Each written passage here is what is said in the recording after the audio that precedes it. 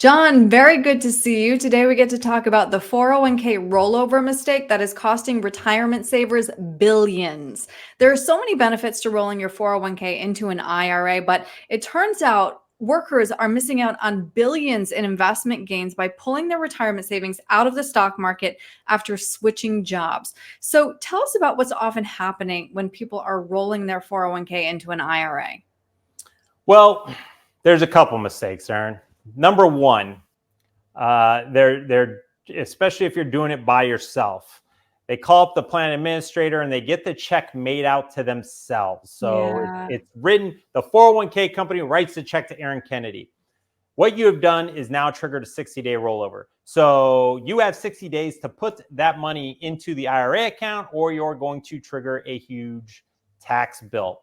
On top of that, you're going to have some withholding within that, and you can only do a 60-day rollover once a year. So it's a little bit messy. What we tell our clients is we do either one of two things, whatever the client prefers. We give them an exact script on how to handle this call, or we hop on the call with them and we tell the company, listen, we want this check made out to such and such investments for the benefit of Aaron Kennedy's IRA with the account number on it.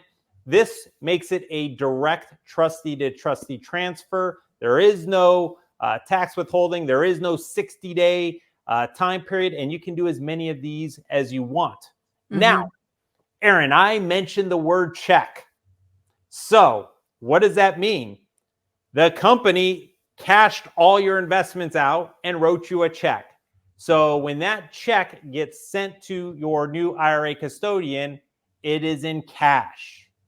This could take 2, 3, maybe 4 weeks. And especially if you're a do-it-yourselfer, life happens. Maybe now you're on vacation and you're not keeping track of this, and there's a raging bull market going on. You're sitting in cash that whole time. You're losing out on the market opportunity. Right. And for some people, they may not know this for a whole quarter or a month, depending on when they check their statements. Right. Or according to Vanguard, 1/3 of investors are still sitting in cash 7 years later. So explain why sitting in cash is so detrimental when it comes to saving for retirement. Yes, because cash is the worst asset class in the history of financial vehicles. It's pretty simply put. Historically speaking, cash does not keep up with inflation. Right. And inflation is the most insidious tax known to man because it erodes your purchasing power. So if your dollar's not worth $1 in 10 years, if it's only worth 70 cents, you've just lost that 30% you've lost that 30% of interest growth. And that brings us to the second point, compounding growth, the eighth wonder of the world, right? If you are sitting in cash, and yes, I know there's some good money markets out there that are paying 4% or whatnot, but if you miss out on a bull market and you have 10, 20, 30%, years where you have 10, 20 or 30% growth, there's more money in your account, which is going to compound and compound over time. And the best way to give yourself a higher probability of success of not running out of money, Aaron, is have more money. So, you can see the graph there. If you're in cash, yes, you will get some compounding growth, and it may be very small. I mean, it wasn't too long ago that, the banks were essentially giving out a lollipop for their growth. So you do not want to sit in cash. Now, sitting in cash and tactically investing are two different things, Aaron.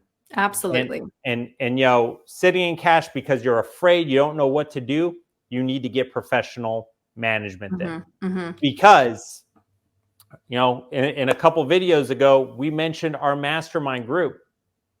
We will go to cash-like or fixed income investments in periods where we have done technical analysis. We've looked at price action momentum, all those fancy words and charts and candlesticks. And we have said, listen, we have a lot of financial risk. So now we are going to move the money to a cash-like position with a reason and a purpose to safeguard our assets and then get back in at the most optimal time that we see.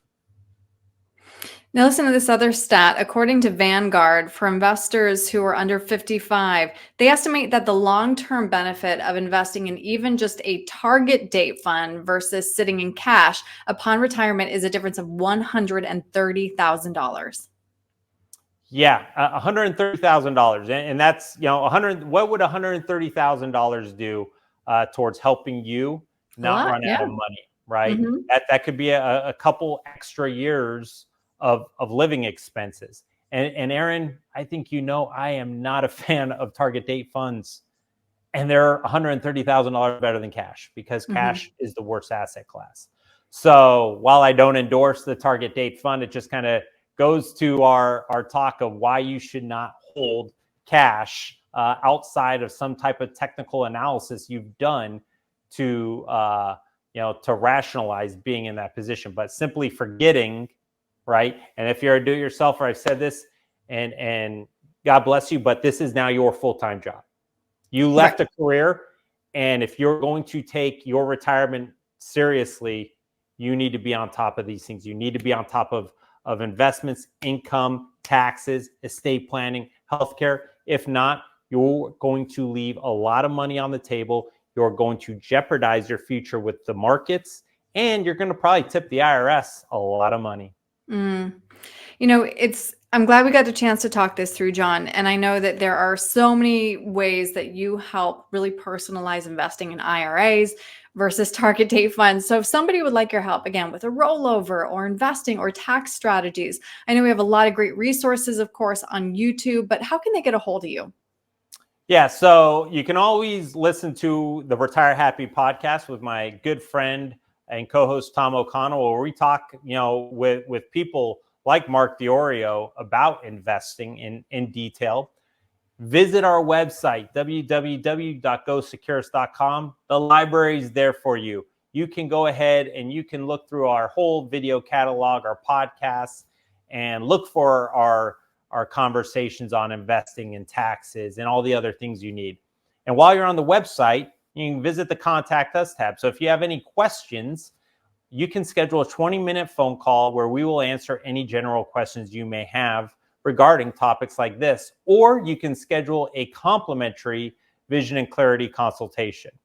Now, Aaron, if you like doing things the old-fashioned way, give us a call on our new office number, 858-758-9889, and they will get you on my schedule.